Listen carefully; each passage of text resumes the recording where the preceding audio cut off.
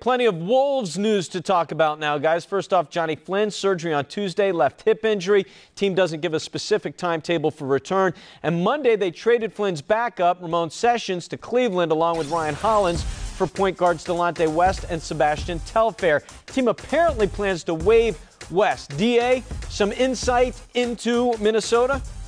Well, remember, they also got Luke Ridnour this summer, and I think that's a big reason why they're not really concerned, even if Johnny Flynn is out for a while, and it could be a while. You know, a hip injury, you never know.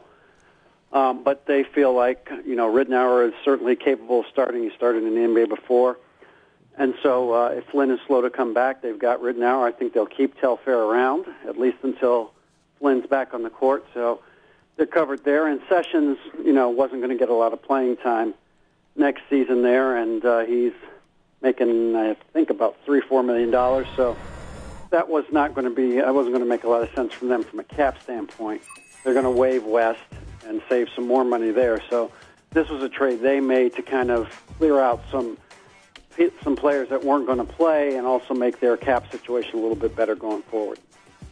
All right, so there's the story on Minnesota. We keep moving on, though, and this is one I was really anxious to hear from both of you on. Guys, the latest on T-Mac. D.A.? Well, I mean, he worked out in Chicago on Monday, but, you know, it was the Bulls you never heard anybody quoted from the Bulls saying that, we're definitely going to sign Tracy. I think, you know, people got excited because he was working out, and they kind of assumed that meant they were going to sign him, but that's not what happened. They wanted to take a look at him. They wanted to see where he was.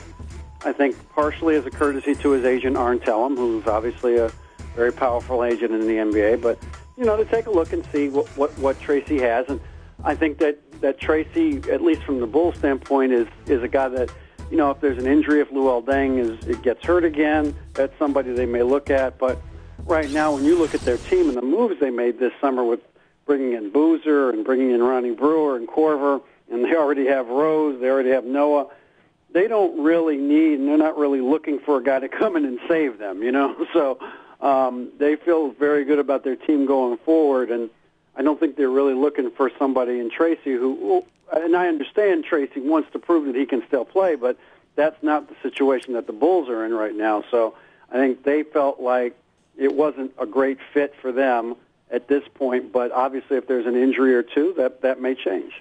You know, I look at a DA the same way. I thought, you know, Tracy McGrady's situation, not knowing his circumstances with New York, maybe a better fit team so he can prove that he's Tracy McGrady. You know, going to Chicago, I think if you go with a team that's loaded and on a path with a lot of great young wings, you got to come in with the mindset of a vet to help out. But I think Tracy, from one of the quotes I hear, is a guy that wants to prove that he still has it. And I think that's where Tracy might have to look at a certain different team where he can come in, a different situation where he can be Tracy McGrady. But I think the biggest thing is when you're at this stage of your career, it's your mindset. Which way do you want to be perceived and which way do you want to come in and play?